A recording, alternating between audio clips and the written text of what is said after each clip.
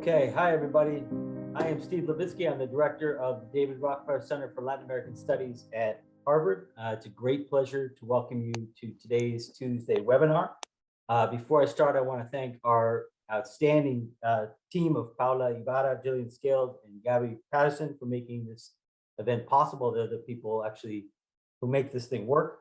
I also want to introduce to you my two co-hosts, Professor Francis Agopian and Professor Alicia Holland. They will be co-moderating with me. You guys want to say hi, give a wave? Welcome. We have a great panel today looking at the future of U.S. Latin American relations under the Biden administration, and we've got three outstanding panelists who it's a real honor to have. Before I introduce them, just a couple of house cleaning announcements. First of all, Spanish language translation is available. So anybody who wants to hear this in Spanish, just go to the interpretation function at the bottom of your Zoom screen. Second of all, we are recording today's webinar, and the recording will be available, I think, in both Spanish and English via our YouTube channel. And if you are registered, you'll get an email with a link to the video. Third of all, if you have a question for our panelists, you can't actually ask the question because we muted you all, but you can send the question through the Q&A function. We will have about 30 or 40 minutes at the end of the three presentations for discussion, and Alicia and Fran and I will feed questions from the Q&A to the panelists. So at any time, if after the talks or even during the talks, if you have a question, just send the question through the Q&A. And as long as it's not insane, we will do our very best to get it to the speakers. I've asked each of the speakers to speak for somewhere between 12 and 14 minutes. That should leave us with a good 30, 35 minutes for Q&A. I will try to close around 1:20 or 1:25. So without further ado, we have three terrific and very well-known panelists, and we'll go in alphabetical order. Our first speaker will be Jorge Castaneda. He is a prominent public intellectual, political scientist, and sometime diplomat in Mexico. His research interests include U.S. Latin American relations, the comparative politics of Latin America, and especially the politics of the Latin American left. He's author of a large number of books, including Utopia Unarmed, the Latin American Left After the Cold War, which I still assign to my Latin American politics class. He's also author of a terrific book on Che Guevara entitled Compañero, The Life and Death of Che Guevara, a book called Perpetuating Power, How Mexican Presidents Were Chosen, and more recently, Ex-Mex, From Migrants to Immigrants. Jorge served as foreign minister of Mexico's new democratic government between 2000 and 2003.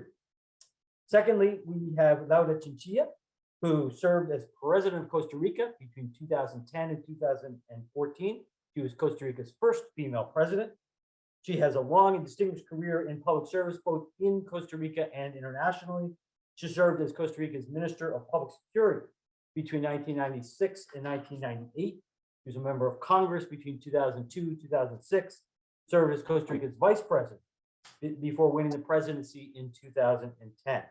Her work in promoting the rights of women, protection of children, and environmental sustainability has earned her numerous international awards, and she currently serves as co-chair of the board of directors of the Inter-American Dialogue in Washington. So welcome, President Chinchilla.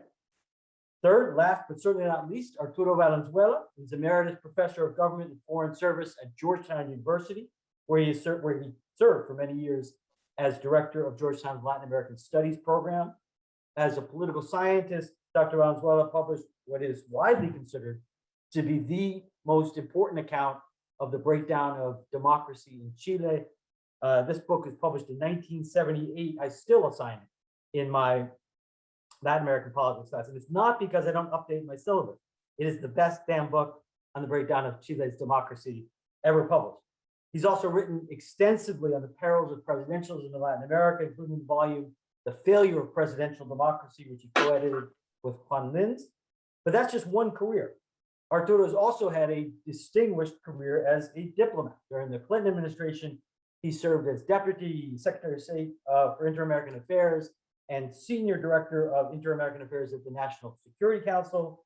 And under President Obama, he served as Assistant Secretary of State for Western Hemisphere Affairs, the country's top diplomatic post for Latin America. So welcome to all three of you. Again, we will start with Jorge Castañeda. Well, thank you very much, Stephen. It's a pleasure to be here and to be with President Chinchilla and with Arturo. I would just add to the brief introduction you made of me that I just published last year a book on the United States, which some Americans don't like, but I do anyway. It's called America Through Foreign Eyes, and it's published by Oxford. I will talk about several of the issues that the Biden administration has to face in Latin America today, the challenges, but I will end up concentrating on Mexico, if only because I'm from there, but also because it has ended up being the single most important challenge that the Biden administration has to face in Latin America, if not everywhere, in its first weeks or months in office. Before I get to Mexico, though, just a couple of comments on Cuba, Brazil, and Venezuela, which are challenges that they will have to address, perhaps not immediately. They can postpone any major redefinitions of policy for a while, but at some point they will have to get involved in that. I'm sure Arturo will address those issues also. With Cuba, the main thing is whether to simply undo all of Trump's undoing of Obama's normalization without any further steps forward and without any other considerations involved, such as either human rights or cooperation, precisely in the case of the Venezuelan crisis. I really have no idea where they stand. I'm not sure they've made any fundamental decisions on this for the moment because they don't have to.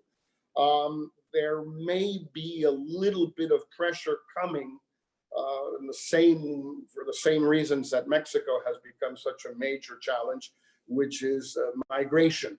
It seems, but I really don't have hard data on this. I'm not sure there are any hard data. It does seem that there are more Cubans leaving across the Florida Straits and also to Yucatan in Mexico than before, or even to Honduras. And that this could become an issue in the coming weeks or months if the economic situation in Cuba continues to deteriorate as it has. But other than that, I think they simply are looking at what they want to do. There's a good case to be made for not doing anything other than, as I said, undoing Trump's undoing of Obama's normalization. Just go back to where we were in 2016 and leave it at that, and not try to press for any further advances, if there have been any, by the way, on human rights or democracy, etc., and not really try to press the Cubans on some form of cooperation in addressing the Venezuelan humanitarian and political and all crises of all sorts. But there's a case to be made for the opposite argument also. On Venezuela, precisely, I suppose that the Biden people are pretty much in the same situation as with Cuba. Right now, they don't seem to have made any major decision either in terms of changing Trump's policy, which was up to a point a policy simply of making life as miserable as possible for Maduro without doing anything else or getting anywhere else. The only likelihood I can see of any kind of progress would involve getting other people engaged in this issue, in finding a way to get Maduro out and have elections and have everybody be happy.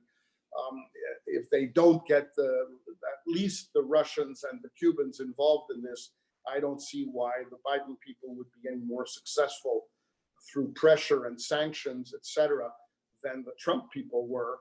Conversely, if they want to begin talks again, like our common friend Tom Shannon did at the end of the Obama administration, or like the Dominicans have, or the Spanish have, and the Norwegians have, and everybody and their cousin has, there's no reason to believe that they'll make any progress there either, beyond what some of these groups made, which was virtually meaningless until now. So that challenge is there. I don't know where they want to go with it. Finally, before I get to Mexico, on the Brazilian issue, they seem to be working a little harder there. But with the current chaos in Brazil, there's no longer a foreign minister. There's no longer a defense minister. There really never was an environmental minister. And so it's very complicated to really understand what the Biden people can actually do on the question of the Amazon and climate change, which will be the central challenge for the Biden people in the case of Brazil. Again, they obviously are not going to just keep doing what Trump was doing, which was to accept everything that Bolsonaro wanted to do, except join the OECD. But I'm not sure they have a clear vision of how they want to push Bolsonaro in the direction of some kind of engagement regarding the universal value of the Amazon in the fight against climate change. So having made those very rapid and very, I guess, a little bit superficial points, I'd like to get to Mexico because it has become the most important Latin American challenge, but it's really not a Latin American challenge. It's largely a domestic US challenge. And that's why it's become so important, as has happened so many times. Arturo has lived through this many times in office and out of office. And so I have in several other ways. So we're all kind of familiar with this. As you know, the issue is migration. The issue is there's a real issue and there's a media and Republican concocted issue. The concocted issue is the unaccompanied Central American minors, concocted in the sense not that they don't exist, they do exist, but the numbers are not very different from where they were, and perhaps less so than in the summer of 2014 when Obama had to face the same sort of challenge, or in early 2019 when Trump had to face this challenge. If you just look at the numbers and not at the TV footage, nor the scandal, nor the human drama, nor the sensationalism of the media and the Republicans, these should be manageable numbers. Now, obviously, if you think that just by accepting everybody, eventually every child in the Northern Triangle will come to the United States, then it could become complicated. But I think there's valid reasons for doubting that. So that's the concocted issue, as I like to call it. The real issue are Mexican males, individual males. If you look at the apprehension numbers, which should never be taken, the immigration specialists know this far better than I do, and than any of the people reporting on these things, and any of the people in the administration seem to know. They always know that the CBP or Border Patrol apprehensions are just an indicator of how many people are entering the United States. They're,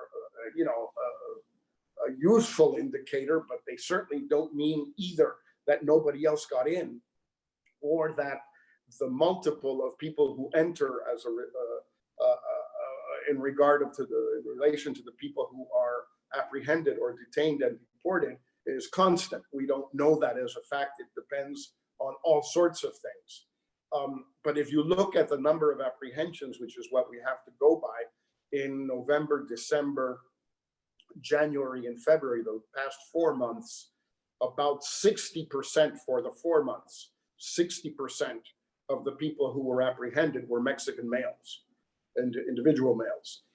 This is the real story that is going on and continues. February was a bit lower. I think it went down to around 49%, but it still remains extremely high. People are leaving Mexico. I have a great deal of bones to pick with those who believe that there was a time 3, 4, 5 years ago when more Mexicans were leaving the United States voluntarily than those who were entering the United States. I'm not sure that ever was the case, but regardless of whether it was or not, the situation in Mexico is such today in terms of violence, the economic downturn, the mismanagement of COVID-19, etc., that it would be absolutely astounding to find that Mexicans aren't leaving.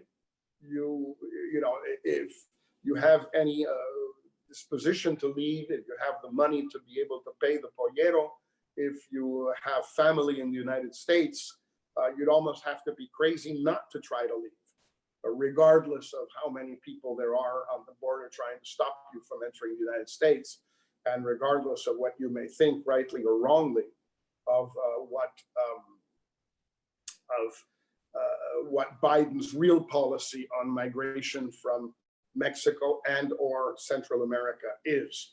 But the point I mainly want to stress here is that while I understand the Biden administration's short-term obsession with getting rid of the footage on television of the unaccompanied children in the detention centers in the US, without having the pictures of the unaccompanied minors in much worse conditions, not in detention centers, but in sort of concentration camps on the southern side of the border.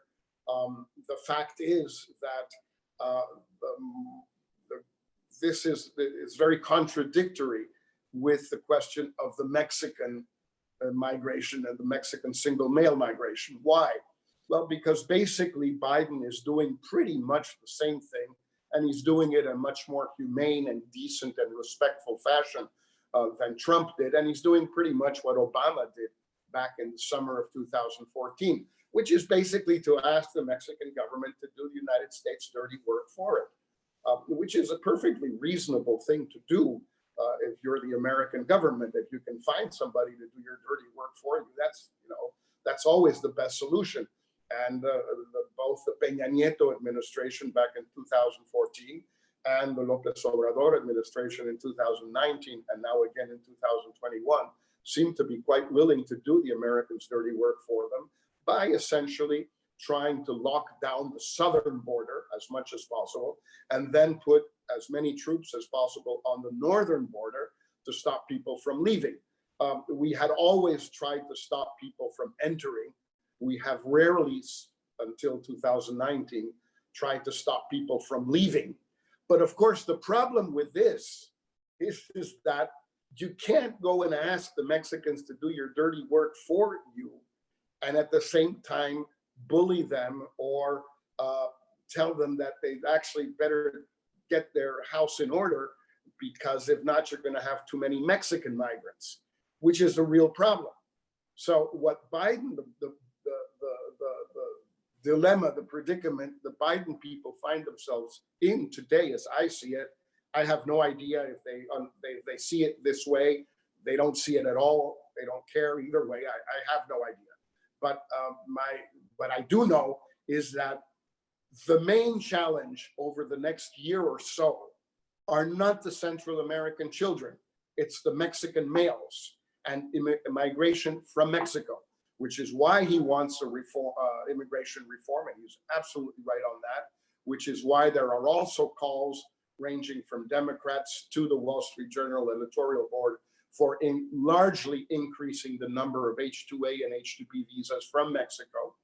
But the reason you've got all these guys leaving Mexico, and you're going to have more and more, is because López Obrador is driving the country into the ground because of his policies on the pandemic, on foreign investment, on the autonomous agencies, on absolutely everything.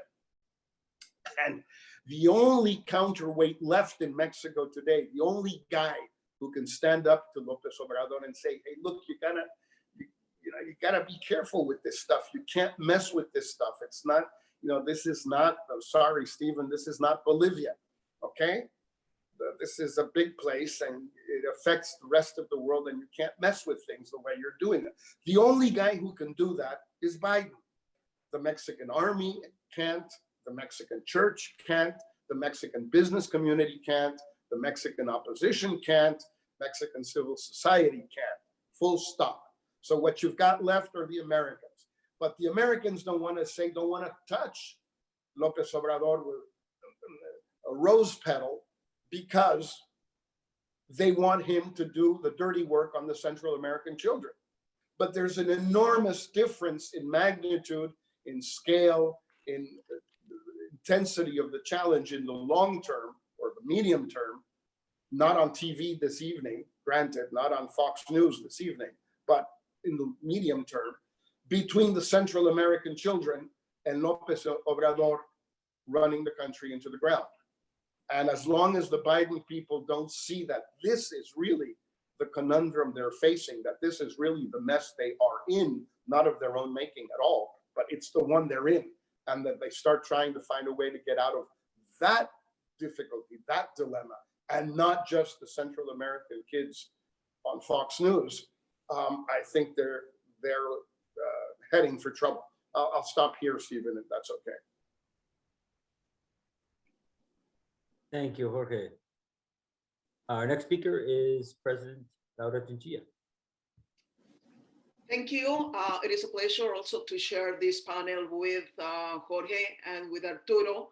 I would like to concentrate my comments on Central America. I am leading a group of people from the region who are trying to bring some kind of recommendations to Biden's team in order to strengthen the proposal they are trying to put in place in our region. But before moving ahead with Central America, I would like to make just a general comment concerning the Biden's administration to Latin America. I think that probably one of the main challenges he will have is how to reconcile the big expectations that he has generated in many sectors in the region with the real possibility to bring effective change.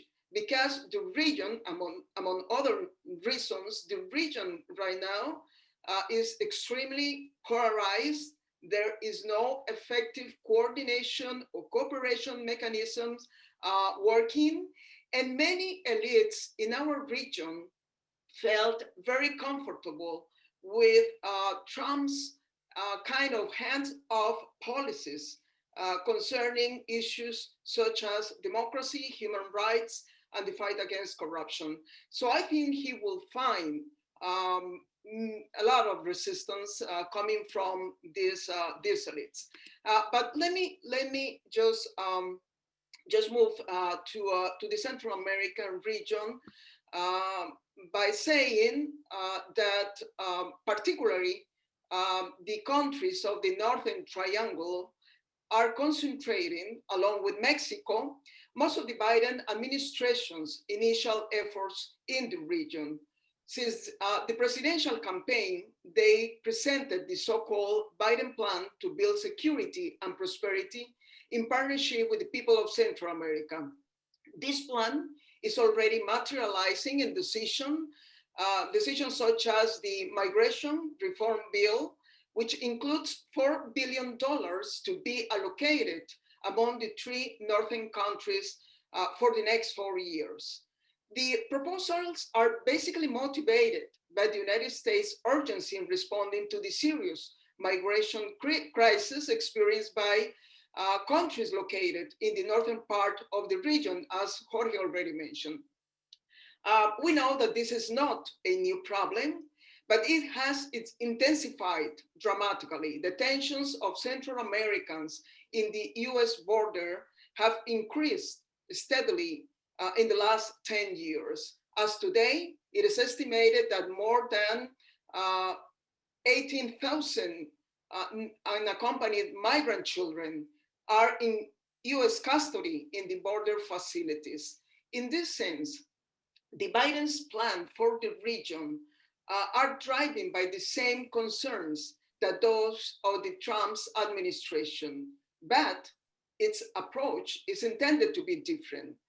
It is based, as they have said, on a comprehensive vision of the problems that burden those nations.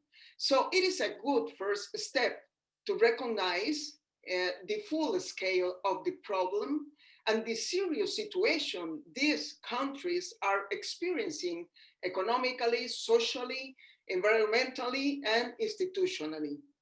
I do not exaggerate when I say that the current scenario in Central America is as explosive as the situation the region went through during the years of civil wars. So this administration is bringing a new approach, and we hope it can succeed. But also, it is also bringing a highly committed team with deep knowledge of those countries. Let me remind you that as VP, Biden led the Alliance for Prosperity, the Obama's cooperation plan for Northern Central America. Now he's bringing some of the people who work for him at that time. However, in spite of the good intentions displayed by the Biden's administration, as I mentioned, we have alerted a group of Central Americans. We have alerted about the real potential of these initiatives to succeed.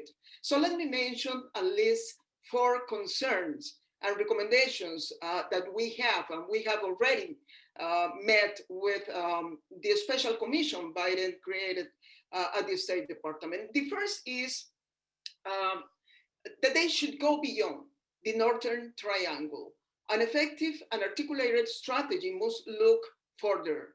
It is inconvenient to isolate the situation of the 3 countries in the north from the rest of the Central American nations. It is not only that they suffer the same consequences from some common problems such as organized crime and climate change, for example. It is also that the responses to the problems are of a collective nature. Lessons from the past tell us that when these countries come together, the international community is more willing to cooperate and the policy outcomes are more effective. At the same time, the alerts must be put in other countries. Nicaragua's dictatorial drift is particularly serious and should be urgently addressed, given the next elections that will take place in November 2021. Secondly, they should also go beyond the official authorities and try to diversify the partnerships in the region. The Biden's administration should encourage dialogue and partnership with non-official actors. The region is experiencing severe difficulties regarding the dialogue and cooperation between governments. At the same time, some of the political elites, and I already said that at the beginning, have shown not commitment to the necessary policies to tackle corruption, protecting human rights, or enhancing democracy. Therefore, civil society, private sector, the academy, and the press, among others, should play active roles in any cooperation scheme. The third recommendation is to go beyond the United States' own efforts and resources to cooperate with the region. Given the enormous financial needs of the Central American countries, the United States should help to mobilize other initiatives coming from bilateral, regional, and multilateral sources. During the last years, the development agenda in Latin America in general, and in Central America in particular, have suffered of a lack of coordination among the most relevant regional and bilateral institutions. And finally, they should also consider going beyond the traditional approach to some of the problems and there to change some of the cooperation policies. This is especially important on issues such as institutional reform, the fight against corruption, and the war on drugs. There are opportunities to do so. For example, on the illegal drugs issue that has left a destructive human and institutional toll in Central America, a renewed strategy should be designed. A recently published report that was by the end of last year, published by the Western Hemisphere Drug Policy Commission, they recognize that there is a kind of collective failure of efforts in controlling drug abuse and trafficking. Therefore, it is clear that some changes are necessary in the war on drugs, the traditional approach to war on drugs in our region. We also call for the cooperation initiatives to incorporate mechanisms through which results can be measured, accountability is exercised, and wrongdoing in using the resources received by these countries is punished. To conclude, it goes without saying that Central America must act with a great sense of responsibility and urgency. I wish, and we wish, many people here in the region, that our countries can seize what is an exceptional opportunity. A president of the United States with a remarkable knowledge of this small region and highly committed to advancing a development agenda for these countries. Thank you. Thank you, President Chinchilla. Our third speaker is Arturo Valenzuela. Arturo? Thanks very much, Steve. I appreciate this invitation to join my colleagues whom I've known for so long and I appreciate so much. What I'd like to do is to give a broader, perhaps, beginning to this, and that is to say that the Biden administration wants to return to multilateralism, to the importance of international institutions, and so on and so forth. This is very, very relevant for the work that the United States might do with countries in the region as well. So let me just simply start by underscoring that. This is really a matter of returning to the Paris Club if you're concerned about climate change issues. It's going to return to the WTO if you're concerned about trade issues. It's return to the World Health Organization if you're concerned about health issues. And then at the same time, the United Nations, through its various different kinds of institutions. You might wonder why I'm mentioning this, because this is not necessarily directly related to Latin America. It is directly related to Latin America. In fact, working through these other institutions globally means that we, the United States, can work with other partners much more effectively in the region as well. And I'll come to this a little bit later, maybe when I mention Venezuela briefly. It's really important to have these allies. So even if you think about Central America, you don't work in Central America just with the United States and Central American partners. You're also working with European partners, you're working with international organizations, you're working with other institutions. So this is a really very important step in my estimation. At the same time, of course, the United States needs to work on a multilateral basis with its colleagues and partners in the hemisphere itself. And for that to take place, then what needs to be done now is to strengthen anew the various different institutions of the Inter-American system. We all know what happened with the Inter-American Development Bank, where despite the fact that most of the countries of the region weren't particularly prepared to accept for the first time in history a US citizen as the president of the bank, given the history of cooperation that was built into the institution. Nevertheless, that took place partly because of the US vote, as well as the support of two countries in particular in Latin America, which were crucial, which were Brazil, of course, and Colombia. So this is one of those situations where under the leadership, a 5-year term, of someone who was very, very, very much identified with Trump administration policies, it's going to be difficult to move forward in this regard. The Congress of the United States needs to support the funding of the institution and so on. So that is a challenge that we face. And then, of course, the challenge is also there with the Organization of American States. The Organization of American States, critical organization, is also facing some significant difficulties. There's been a problem with the Inter-American Human Rights Commission that is very much on the table. And so, and the funding process problem is also very, very serious. Countries in the region would provide additional support for special projects, particularly projects of the kind of gravity and urgency that we've been talking about in this discussion, beyond the various different contributions that they would make, including the United States rather significantly doing that. And all of that, of course, was cut back as well. So this is a time where we need to sort of think about the bilateral and the multilateral approaches, but we also need to think about how we rebuild and we strengthen institutions to move forward in that regard. So I just start out with that. Why don't I, at this particular point, shift to Central America, since that was the recent discussion. Central America, let me just, has already been covered very, very, very well. Let me just simply say again, what's happened to some of the aid from the United States to Central America? Central America had, for example, the Millennium Challenge Corporation hasn't even been mentioned in much of the discussion of the region. And this is a very important organization. There were two compacts with the Central American countries with the Millennium Challenge Corporation, one in El Salvador, one in Honduras, but those compacts are gone. In Guatemala, it still exists, but this was a compact that was signed in July, I think, of 2015, and it's unclear what this is about.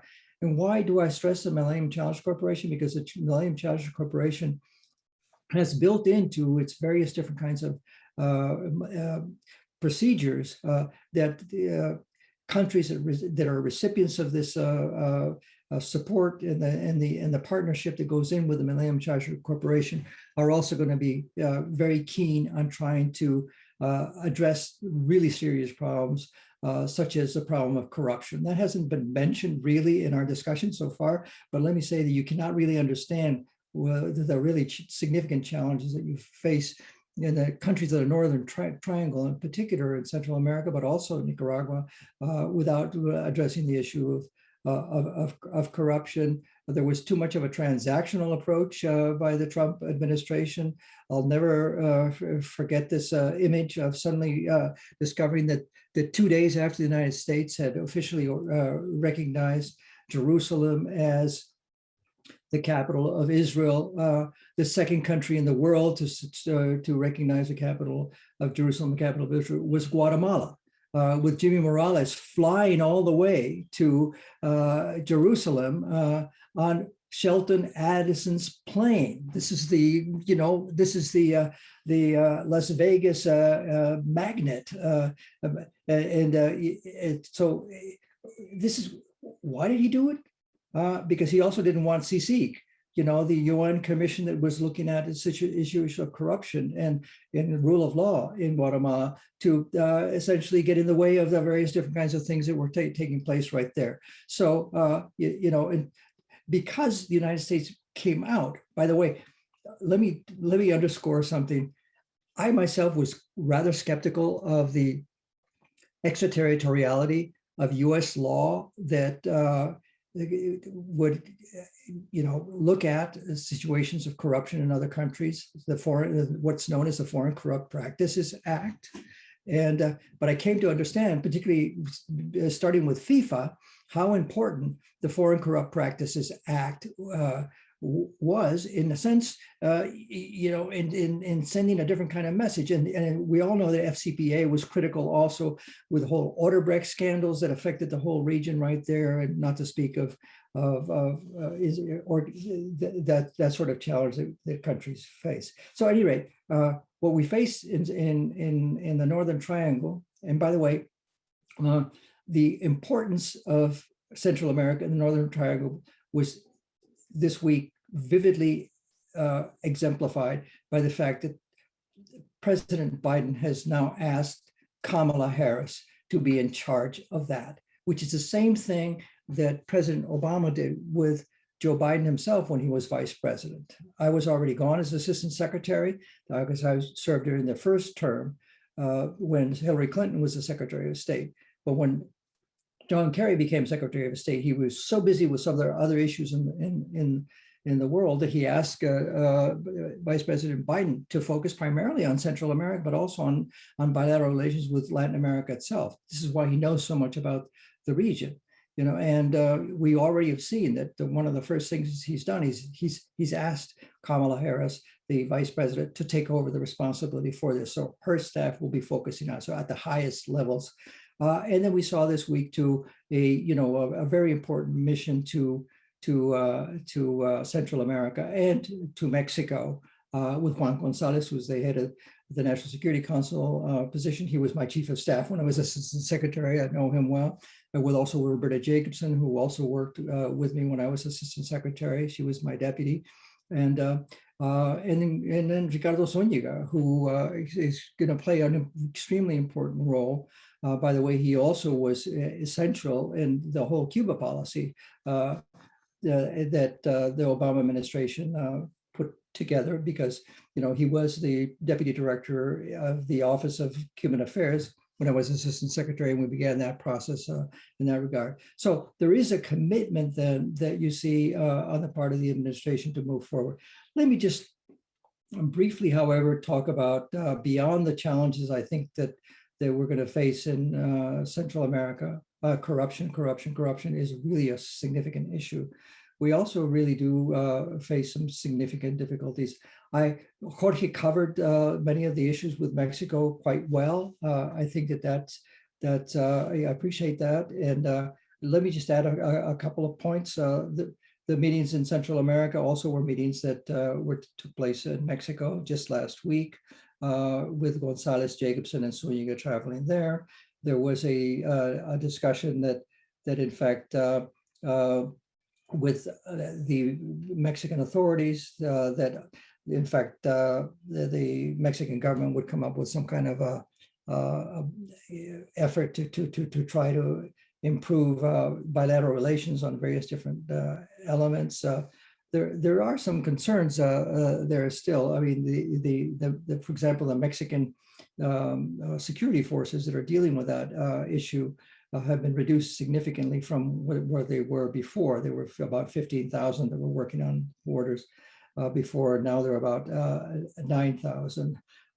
But let me underscore something else. I really appreciated what Jorge said about the importance of focusing on people, fleeing Mexico itself, Mexican citizens, and so on and so forth. There is a report that came out today by the Armed Conflict, or yesterday, Armed Conflict Location and Event Data Project, which is really rather troubling. It looks at the countries where there's most internal violence right now, with more people dying. Syria is at the top of the list. Yemen is second. Third is either Ukraine, and Mexico is fourth, with Mexico being violence primarily against civilians. So this whole issue of gangs and civilians is something that one needs to be concerned about. Let me move on because our time is running out, and just to make one or two comments about some of the other countries that my colleagues mentioned. Cuba, yes, I don't think that we're going to see a quick move in terms of the relationship with Cuba, but let me underscore what the key element would be in moving towards what President Obama did with regard to Cuba. It's not about establishing a relationship necessarily with the Cuban regime. It's not about pushing the Cuban regime in certain directions. It's obviously you have to come to some kind of an understanding with the Cuban regime on some issues. But the really important thing to underscore is the policy of the Obama administration was based on the concept of people to people. How do you get a totalitarian regime to actually not control the entire life of all of the citizens of the country? Particularly now that Cuba has lost all the giant subsidies that they were getting from Venezuela. The situation in Cuba is quite dire at this particular point from an economic point of view. Whatever the Russians are doing there is not enough to support them, or Venezuela for that matter. And so there's a really significant problem in that regard. And this is where, opening up travel for Cuban Americans to go back to Cuba, which is one thing that the Trump administration stopped. It's the ability to be able to encourage entrepreneurship among citizens in Cuba itself, to create a society that is not as dependent on the state itself. It's not an easy task, obviously, to do that, but I think that that's the direction it would go. Venezuela policy is something that of course has to be at the top of the list. There's probably no country in Latin America since Paraguay's practically collapsed during the in the 19th century with the war of the Triple Alliance, where they lost 50% of its adult male population, that is just collapsed as phenomenally as Venezuela has today. It is a humanitarian crisis of enormous proportions. This is an R2P moment, a responsibility to protect moment. It is that significant. And this is an economic collapse that has contributed to a humanitarian collapse. But then one thing that I think the Trump administration completely misread is that there's also a really significant, institutional collapse. And so this is not about trying to sort of egg on the armed forces by threatening, some kind of an invasion upon the United States so that they would perform a coup. And then this is not the approach that you need to follow on something like that, because there's such a collapse of the state itself. The armed forces, in fact, in Venezuela are also complicit with many of the corrupt aspects of the regime itself. So this is something that is going to be really of importance. The neighboring countries need to work with the United States and the international community. Let me go back to that. This is the international community that needs to be engaged on this sort of thing. And ultimately in Venezuela, I don't frankly see, having worked very heavily on, for example, the UN involvement in Haiti myself when I was in both Clinton administrations, the first one and the second one when I was at the White House, that at some particular point, this is something that's going to have to be, considered as a Title VI or Title VII issue for the United Nations, and how that can be brought along. I think Jorge may have mentioned this as well, but maybe you won't be able to bring Russia along, but China has lost probably more in Venezuela than any other country in the world, in spades, and so, this wasn't a very good deal for them. And I don't see any other solution. You can't have a unilateral military intervention on the part of the United States or of countries in the hemisphere going into Venezuela. That's not going to happen. So it has to be a UN response ultimately. Whether the Russians like it or not, we're gonna have to see how you overcome that veto in the Security Council. At any rate, let me also say, in ending, the situation is difficult in the region as a whole. The pandemic is we're not out of the woods there. Brazil is looking extremely bad at this particular point. The United States, of course, with its $1 trillion deficits, is not going to have the assistance that it might have had in the past to try to work on these sorts of things. But trade in the free hemisphere is absolutely critical for everybody. This is a time when we need to sort of strengthen the things like the trade agreements with Mexico, make sure that they work themselves through. There are some really significant problems that can come up there. There may be some reticence on the part of the Mexicans to accept some of the labor conditionalities that the United States wants to impose. But nevertheless, this is a really significant. However, and this is how I'll end, I'm fairly optimistic about the Western Hemisphere. I still am optimistic about the Western Hemisphere. Steve has heard me say these sorts of things. It's the one continent in the world where you don't have subalternate loyalties that are trumping, national loyalties. When the Zapatista uprising took place in Mexico on January 1, 1994, it wasn't to create a Maya republic. It was to create, to demand that the Mexican state be more mindful of the citizens of that region. And so in that sense, we don't have the irredentist politics that are such a terrible situation across the globe, including, even in Western Europe, where you're seeing these subalternate loyalties, such as Catalonia and so on and so forth, coming up and, becoming something of a situation, even in the UK. So I'll end there. I think that I'm optimistic about the Western Hemisphere generally, but certainly we need to sort of find ways to cooperate. And the Biden administration's approach then is going to be one that focuses on how we work with institutions and with our allies in the region, And by allies, we mean people that we're working together, not because we need to sort of preach to them, but because we are all committed to similar values. Thank you, Professor Valenzuela. We have a bunch of good questions already in the pipeline. If you have additional questions, feel free to send them to the Q&A function. I'm going to try to summarize a group of them for you all. If you could all just answer the questions that you feel suited to answer and take 5-ish minutes, and we'll try to get through a couple rounds. Sorry, Mom, I'm probably not going to be able to get to your questions. So one question for all of you is how serious you think the Biden administration will be in confronting Democratic backsliding in the region. This is not something that the Trump administration paid much attention to, as President Chinchilla mentioned. And is there any chance at all of reinvigorating the Inter-American Democratic Charter, which is, I guess, reaching its 20-year anniversary, or 30-year anniversary? So that's one question.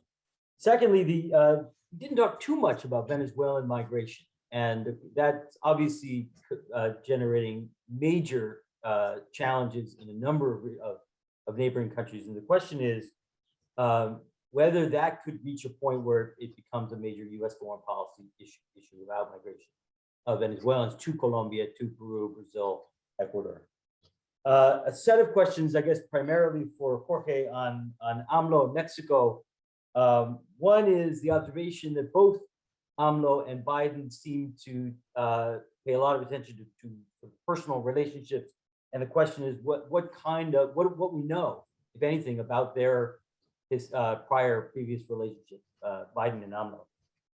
Secondly, another question on AMLO's foreign policy, whether the Mexican government might, sort of along the lines of Erdogan and Turkey, try to use the migration and refugee issue as a pressure point, as leverage against the United States. That's not something we've seen much of, but is that possible? And finally, how seriously we should take very recent efforts of the Mexican government to exert more regional leadership, whether AMLO is at all serious about sort of reestablishing Mexico as a regional leader. A few more questions. One, June reliably asks, what about Colombia? Colombia is really suffering a dual crisis in the sense of both large-scale Venezuelan migration, but also the prospect of the peace process going off the rails and even potentially a return to violence. Does the Biden administration have an identifiable policy towards Colombia? President Chinchilla, there was a question. You spoke of going beyond official authorities in Central America. So the question was specifically which civil society groups or which kinds of civil society groups should the Biden administration be thinking about sort of reaching out to? And finally, I can't resist throwing in my own question. This has to do with Cuba and Venezuela and what the prospects are for working on rebuilding or building a more positive relationship with the government in Cuba as a means to resolve the issue in Venezuela. That's always seemed like not easy, but a relatively straightforward path to follow. Straightforward might be a little overstated, but a reasonable path to follow. And what are the prospects for doing that? Again, reaching out to Cuba, providing some carrots to Cuba in an effort to get at the Venezuela problem. And Alicia will come in with a second round of questions after this. Thanks, guys. Want to go in the same order as before. So starting with Jorge. We get two shots at these or one shot at these questions? You get one shot, so answer it well. All right, I'll do my best, Stephen. On the democracy in the region issue, that's a little bit what you and I were chatting about before we started, Stephen. For example, Secretary of State Blinken's statement on the imprisonment of former President Inés in Bolivia. I think that they will be very forceful and very clear, the Biden people, on backtracking on democracy in the region, as long as it's not the big guys. With the little guys, they'll fool around, they'll make statements, there'll be all sorts of interesting things, and I support that fully. Unfortunately, they will not mess with Mexico or Brazil. Brazil is heading from what I just saw, because it flashed on the screen, that the entire high command of the Brazilian armed forces is resigning, has resigned, or is rumored to be resigning. I mean, Brazil is in the middle of a real mess from every point of view. I'm actually hopeful that something good will come out of the mess, and I prefer the mess to what they had, 2 months ago, in the sense that Bolsonaro is going to pieces. But there can be real issues of democracy in Brazil, and there are already very, very real issues of backtracking on democracy in Mexico. I mean, AMLO's attacks against the National Electoral Institute every day, practically, and we're 2 months away from a federal election. They won't touch it with a 10-foot pole, unfortunately. But I can understand how there's countries where the United States will not get involved on public issues of democracy, and Mexico's one of them. It's been one of them always, and it will continue to be one of them. When Arturo was in office under President Clinton, Clinton was very, very cooperative and helpful in private with Cedillo in terms of getting, having Cedillo hold a proper election in the year 2000. But okay, other than that, it just doesn't happen. On the personal relationship between AMLO and Biden, they met once back in 2006 when Obama sent, 2012, I'm sorry, when Obama sent Biden to meet with the 3 presidential candidates, with Peña, with AMLO, and with Josefina Vázquez Mota. They had, from what I heard, an inconsequential, purely ceremonial conversation with no substance, no good chemistry, no bad chemistry. Clearly, AMLO was, rooting for Trump. I don't think anybody has any doubt about that. There are questions as to why he was. It was sort of strange, but there's no question in anybody's mind that I know that he was rooting for Trump and that he thought Trump would win. And this led him to do a series of things which might have bothered Biden a little bit. I don't think they were such a big deal for Biden himself, but they may have ruffled some feathers within his team. So I don't think that the two guys can really get along. They're too different. I don't see how they can, but they're both, at the end of the day, professional politicians who I think will do their job in, defending their conception of their country's interests. Is AMLO, doing an Erdogan, or if you want to be closer to the region, doing a Mariel or equivalent? I mean, the world's, Olympic medal winner in every Olympics since 1912, in terms of using exiles and refugees and flows outward to bother other people, was Fidel. Fidel, I mean, he wrote the book about this stuff. He started back in 1959-60, then went on to Camagüey, then went on to Mariel, then went on to 94, and the Balseros crisis, and it just went on and on and on and on. He knows this better than anybody else, and AMLO is, emotionally, spiritually, very, very close to Fidel. He has an enormous admiration for Fidel. He has, thought the world of him forever and ever. He has a lot of people around him who are very, very close to the Cubans. And I don't think that's a silly idea. I don't remember who brought it up, but it makes a lot of sense to me, at least, that López Obrador would say, all right, don't mess with me, okay? If I want to nationalize this, and I want to nationalize that, and I want to get rid of this autonomous agency and that autonomous agency, and I want to do this with the environment, and I want to do that with oil, and I want to do fool around with the Bolivians in Latin America or whatever. Just remember, okay? I can open this up immediately, and you'll have 10, 15, 20,000 Central Honduran kids on your border the next day. So don't mess with me. I think if he's not doing it consciously, he probably is doing it unconsciously. and maybe he's doing it very cool-bloodedly, and it's not the stupidest thing to do, in the same way that for Fidel it worked so well for so many years.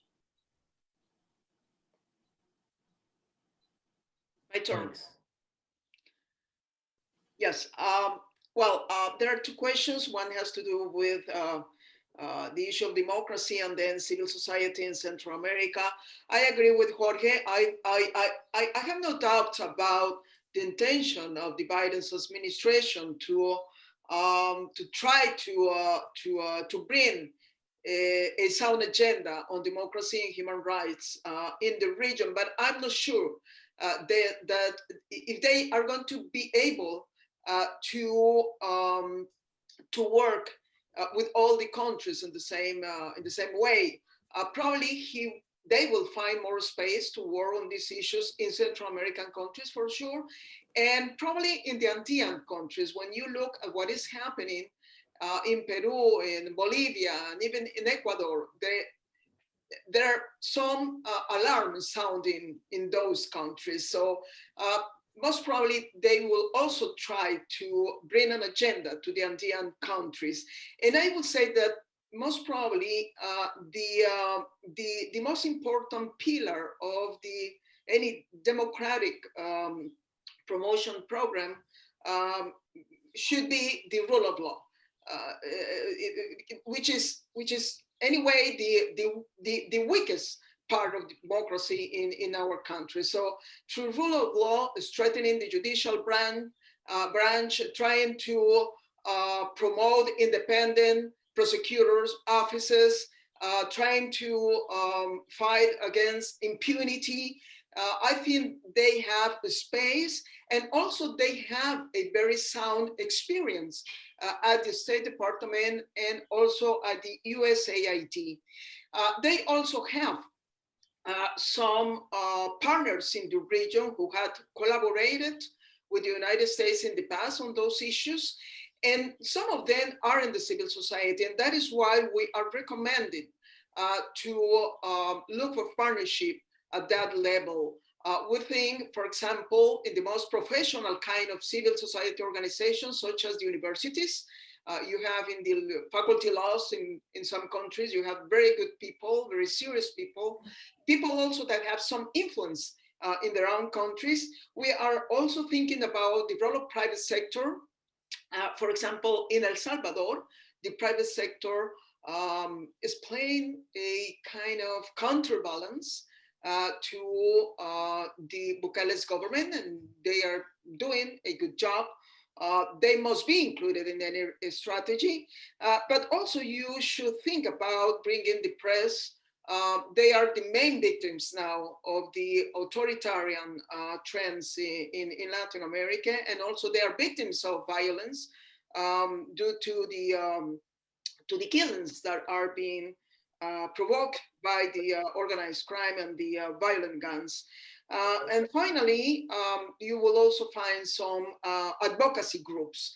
And those advocacy groups from civil society are very important if you want to sustain the reforms. We should avoid that something like the CICIG happens again. You were able to have a very good response against corruption, but it was impossible to sustain this program. So they should look for people who advocate this kind of reforms. Thank you. Arturo. Well, look, thanks very much. Let me just start out with your first comment. I'm fairly optimistic that, we in Political Science 101 on Latin America, you always talk about the differences between the various different countries and the different regions and so on and so forth. And obviously, the history of a democratic consolidation varies in different countries. So you have much greater of a challenge in countries where you had much weaker institutions and so on and so forth. But generally speaking, I think there is a commitment pretty much in the region towards trying to get this back on track. So with regard to the Democratic Charter, certainly the United States will be interested in that sort of thing. But I think that what we want to do is to look at the various different forces in civil society in Latin America that are actually now asking, in fact, for citizen participation. They're asking for constitutional reform, asking for these sorts of things, for transparency. And I'm fairly optimistic that with the proviso that you're going to have much greater challenges in some countries than in others, that in fact we can get back to this sort of impulse. We're still in the longest period of democratic stability in terms of constitutional continuity in the history of all of Latin America, despite the fact that 21 presidents haven't been able to finish their terms, but they haven't necessarily been thrown out with coup d'etats as before. From 1932 to 1980, 42% of all government changed in Latin America through a military coup. These haven't really happened, despite what a lot of people sort of say. What we have is paralysis, what we have is difficulties, and so on and so forth. But I'm fairly optimistic that we'll see that. Let me just make a comment on Venezuela and Cuba. I think ironically, there is a significant difference between the two. I would think that if you're an analyst, you're trying to figure out where could I make more progress on this. I think that in some ways, ironically, you might be able to make more progress in a situation where you still have a fairly configured state, where you have a fairly, those of us who worked on, and Steve, you'll be appreciative this, work on issues of transitions to democracy and so on and so forth, know that, the transition to democracy often take place when softliners within the regime, begin to realize that, in fact, it's not in the interest of the regime to continue this way. And so what you want to do, in fact, is to try to see whether, in fact, you might be able to, and this is, what opened up the can for transitions in many different places. If I might, I think I can share this anecdote without violating any confidentialities because I was alone. But when I was assistant secretary, Cardinal Ortega from Cuba came to see me 3 times. We would meet at the nuncio's house. And the first time he came to see me, he said, look, Arturo, Raul was then, in charge. And Raul wanted me to come and talk to you, And this was at a time when he said, let me tell you that for the first time ever in the entire history of the Cuban Revolution, the regime has asked the church to help them rather than give instructions to the church as to what they want to do.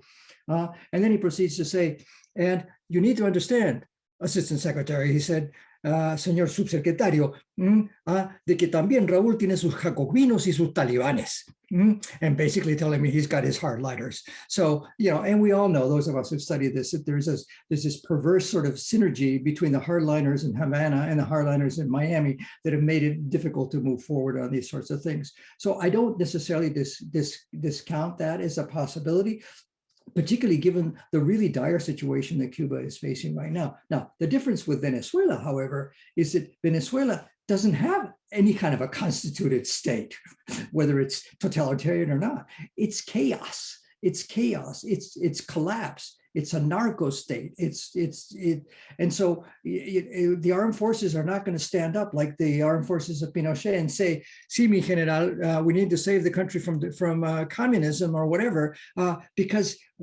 all they're concerned about really is, in fact, there is a whole host of corrupt sort of involvements that they're in. So if you have a collapse of that kind, what you're facing really is a situation of really significant instability. You asked me to ask about the migration issue, to talk about the migration thing from Venezuela.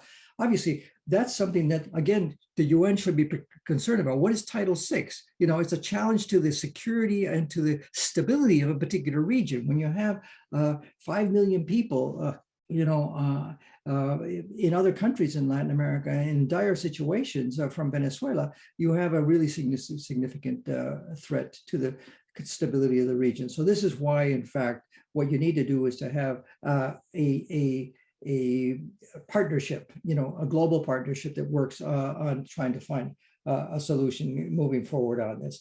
And then let me just end with a comment on Mexico, if I might. And Jorge, maybe we'll disagree a little bit on this, but I think AMLO was a little bit transactional when he decided to accept 2 2 million, what is it? I wrote it down, 2.7 million AstraZeneca vaccines from the United States. What does he really need now? He needs to address the issue of the vaccine. And then I would not discount the concerns that the private sector, both in the United States as well as in Mexico itself, are raising about some of the measures that are before the Congress in Mexico now that AMLO is really trying to push through. You know, yeah, I share Jorge's skepticism about AMLO's democratic bona fides, but I'm not really quite sure that he's going to be able necessarily to withstand a tide, in fact, of different sorts of pressures that might come in a different direction in that sense. And then finally on Colombia, look, Colombia really ought to be thought about. It's a country that needs to be discussed. Colombia is in trouble with the Biden administration now because of the overt involvement of, former President Uribe and many people from his own party, even the ambassador here in Washington, in the elections in Florida, which lost the Democrats two key seats, two Democratic seats. One, the first ever Latin American to be elected to Congress, and from Ecuador. This was not appreciated. The issue that I raised earlier about Brazil and Colombia supporting the presidency at the Inter-American Development Bank. But again, the view from the new team is the U.S. has interests. We need to move forward to try to see how we resolve those interests. This is not about being worried about petty recriminations. We need to move forward on it. So even with Colombia, there will be very significant efforts to try to move forward on that, without discarding some of the really significant challenges that Colombia faces still. And I might repeat there, Colombia is not out of the woods at all in terms of issues of corruption. All you need to do is to look at, the various different cases before the ICSID, by international companies and others that have had really significant problems in Colombia itself. Okay, Alicia Holland will lead one of her famous lightning rounds. All right, well, lightning round, I will try to just ask one question that we have not talked about, which is drug policy in the region. There are growing voices to rethink eradication, interdiction, and criminalization of drugs. Do you see any hope from the Biden administration in terms of either rethinking domestic drug policies in the US or the approach on the war on drugs in Latin America? So everybody just give a brief response, and hopefully that'll bring us to the end. So why don't we start with Jorge Castaneda? You're muted. It would be great, thank you. It would be great if they followed through on Vice President Harris's promise or commitment to legalize marijuana at a federal level in the United States, because that would send a huge signal to all of the countries in Latin America, mainly the drug-related countries, that there's a real change in policy, not just a cosmetic change of more looking at it as a public health issue rather than as a criminal and punitive issue, which is the same bromides we've been hearing for years and years, and which are totally meaningless. I'm not sure that's going to happen. Now, I do also think that it's going to be complicated for them to maintain the same sort of policy, because although I'm not as optimistic as some people in Mexico and in the United States are that AMLO will actually allow legalization of marijuana in Mexico, the Senate has a couple of weeks to pass the new version of the bill.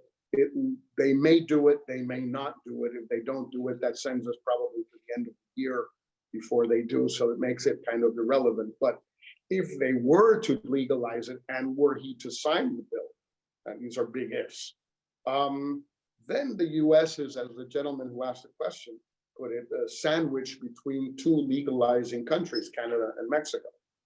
And that could perhaps make a bit of a difference in the US. It kind of looks silly, to have these, you don't, it looks kind of silly on a map to have this big guy in the middle of two little guys, and the two little guys doing the right thing and the big guy continuing to do something stupid.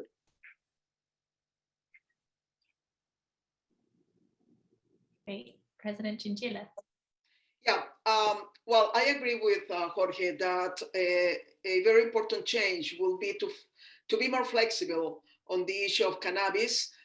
It is impossible to understand for us in Central America, for example, that we are still allocating many resources, even human lives, human resources, to fight the trafficking of cannabis, for example, when in the United States, they are already legalizing it, not only for medical purposes, but also for recreational purposes. So you find resistance from the same police forces.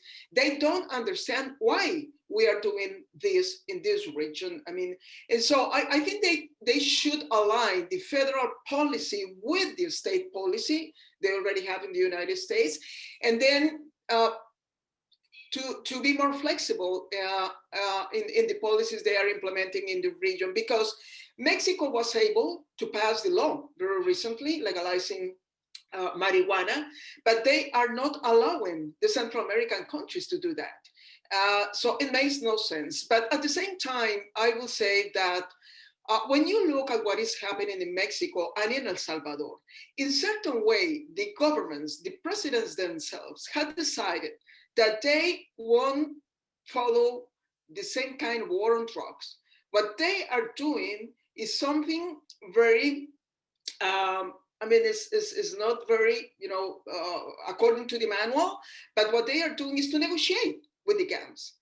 I shouldn't use these terms, but it's something similar with trying to get a pax mafiosa in our countries. They prefer to negotiate with the gangs rather than increasing the violent response that, for example, happens in Mexico during the President Calderon, when he decided to follow a very tough policy against drugs. So something else has to be done. Just to finish, the report of the Drug Commission on the Western Hemisphere is very good in terms of the diagnosis. They accept the collective failure of the policies. However, when you read the recommendations, they don't go beyond what they are almost doing now. So we will also like to see something different. I think that is very much necessary in our region. Great, thank you. Professor Valenzuela.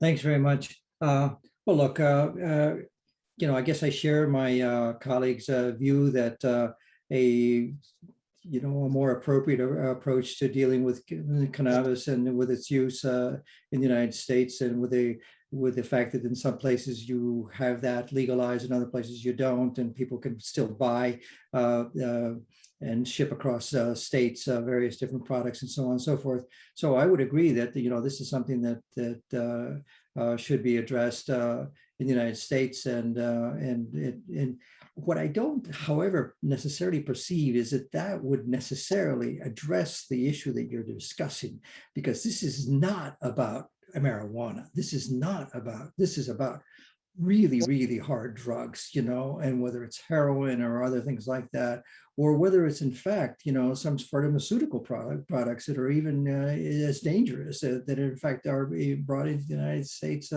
illegally. So this is really not about, whether or not you can sort of say, well, we're going to leave, unless you're prepared to legalize drugs across the board, which would be a health catastrophe.